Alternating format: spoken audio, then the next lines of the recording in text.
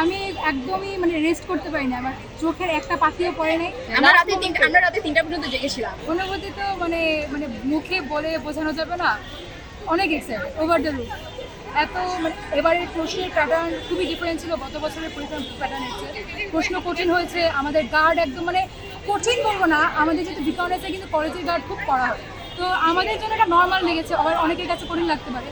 Standard guard ছিল, কোনো রকমের চিটিং করা বা কোনো রকমের আছে না দেখা দেখি করেছে এই করছে এরকম কোনোই চান্স ছিল না। আমি একদমই রেস্ট করতে পারি না, আমার চোখের একটা পাতিও পড়ে নেই যে হ্যাঁ আমি যদি কালকে যদি আমার রেজাল্ট যদি কিছু একটা, আমার বাবা মা কিচ্ছু বলবে না, আমার খুব ভালো যে না ঠিক আছে তুমি চেষ্টা করেছো, তুমি যতটুকু পেয়েছো তুমি পেয়েছো, মা বাবা কিছু বলতো না। কিন্তু নিজের জন্য যে হ্যাঁ আমি এত কষ্ট করলাম, আমি যদি না পাই, যদি না করি, আমার যদি এখানে যেহেতু ওই যে বুয়েটে যাই আমার বিভিন্ন রকমের রিকোয়ারমেন্ট আছে, যেরকম করলে এক্সাম দিতে পারবে না, তো যদি না পারি তাহলে ওটা একটা ধাক্কা না, ওই চিন্তা করতে করতে আমি রাতে ঘুমাতে পারি নাই। আমি জানতাম যে ঘুরতে করে রেজাল্ট দেখবো, তাই অত চিন্তা করি নাই, কারণ রেজাল্ট তো দিবেই, এক্সাম তো দিছি, রেজাল্ট একদিন দিবেই। আমাদের সব ফ্রেন্ড অনেক ফ্রিক আউট করতেছিল, কিন্তু আমরা ভাবছিলাম যে এখন ফ্রিক আউট করে তো লাভ নেই। আমরা রাতে 3টা পর্যন্ত জেগেছিলাম। হ্যাঁ, আমি সারা রাত জেগেছিলাম। কেন জেগেছিলেন, চিন্তায় না খুশিতে?